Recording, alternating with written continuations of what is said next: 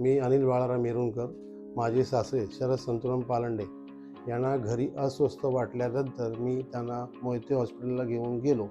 तिथे गेल्याच्या नंतर त्यांना अटॅक मेजर आला. त्याच्यानंतर त्यांची परिस्थिती खूपच खालावली असताना डॉक्टरांनी सर्वतोपरी प्रयत्न करून CPR दिल्याच्यानंतर ते जागृत झाले. त्याच्यानंतर 2 दिवस आम्ही ट्रीटमेंट देऊन त्यांना ते स्टेबल केले. त्या हॉस्पिटलला कार्डिओलॉजी आणि हॉस्पिटल हे सोयी नसल्यामुळे आम्हाला कळलं की नॉर्दर्न केअर हॉस्पिटल मुंबईमध्ये दहिसरमध्ये आहे. तिथे ही सुखसुविधा आहे आणि ही आयुष्यमान भारत योजनेतून करून दिली जाते.